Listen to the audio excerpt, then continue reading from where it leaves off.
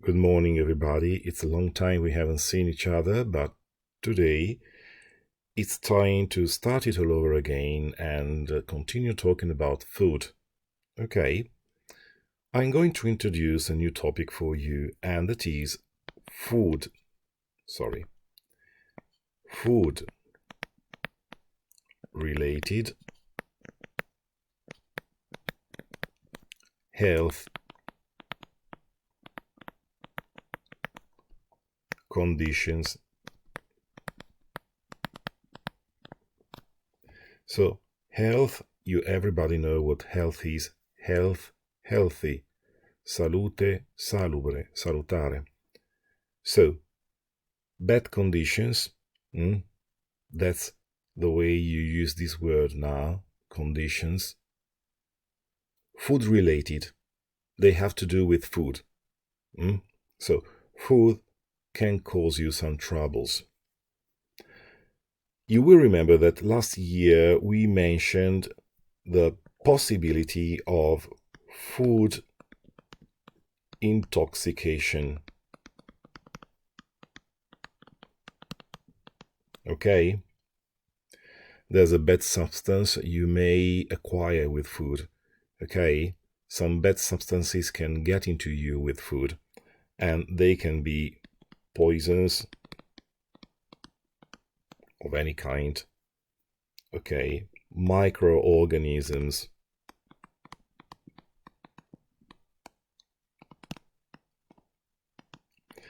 And poisons linked to microorganisms, which are normally called toxins. Okay? These are very dangerous. Okay? Then you may have some problems with particular kind of food, which are good for most people, but are not good for you. Okay? And this is the great family of intolerances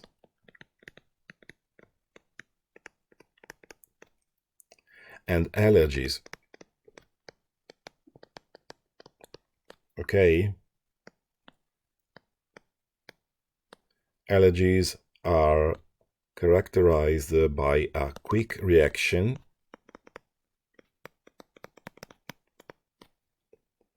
while intolerances are slower, but they are bad for you anyway. Okay? So you try to be hypersensitive toward a substance, ipersensitivo verso una sostanza.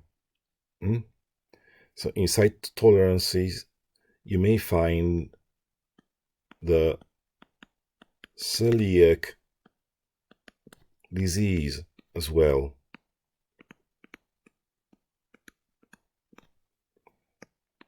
Okay.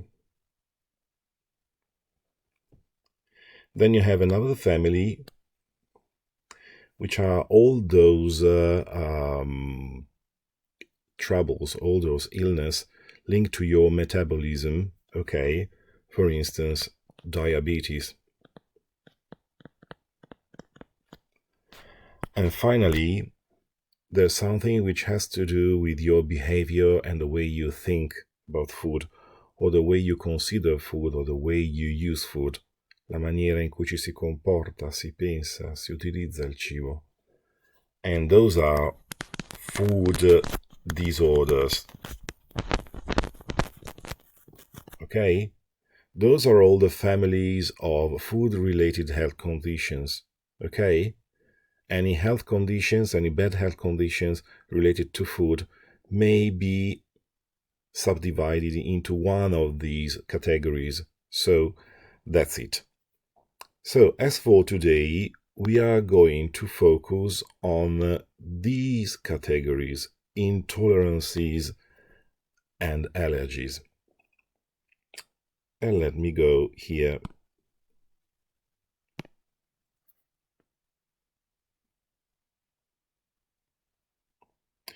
So this is in your book, as you can see on page 196, so you can find it very easily. Okay, so let's start from allergies. Okay, let me reduce a little, okay, the thickness here. First of all, let's find the definition of this word, the word food allergy. The immune system generates a bad reaction to specific proteins found in food. Okay?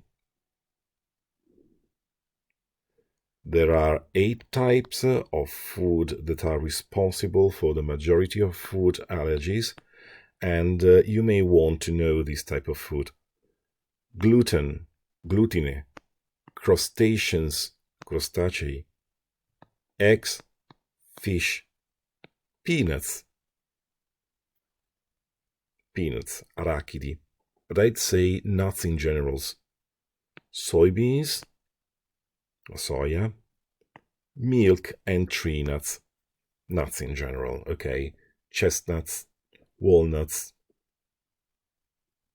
anyway, okay, and that's quite important.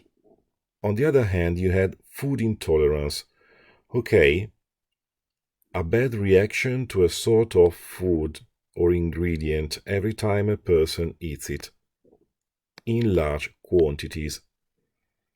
Okay? It generally affects the digestive system and not the immune system. What does it mean? Okay? So, let's go back here. And we can say that intolerances have to do with the digestive system.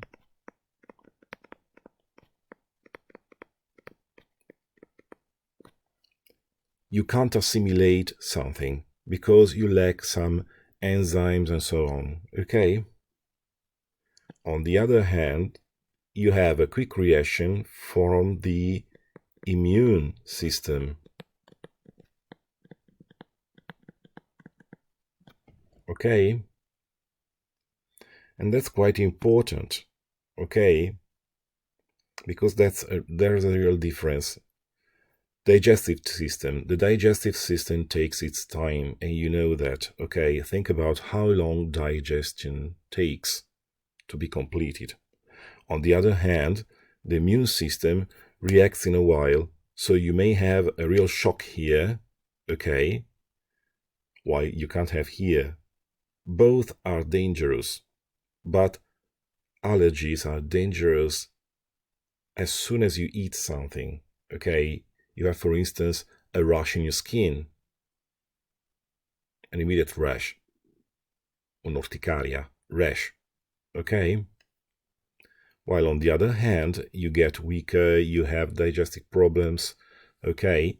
And you realize you are intolerant for these reasons.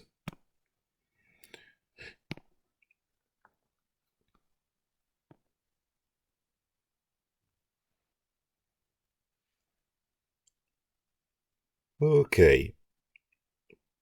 That's the reason why the body,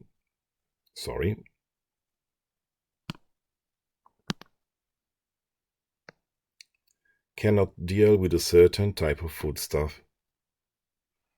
It does not produce enough of the specific chemical, okay? That goes, for instance, with lactose. Here you find an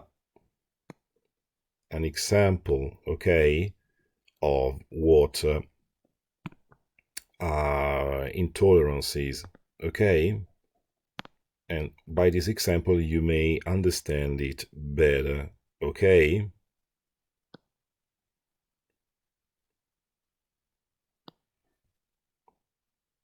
So remember that you can be intolerant to alcohol as well. So you can get really drunk and in a bad way, in a very dangerous way, in a very quick time if you're intolerant to alcohol. So here you find the real difference between a food allergy and a food intolerance, okay?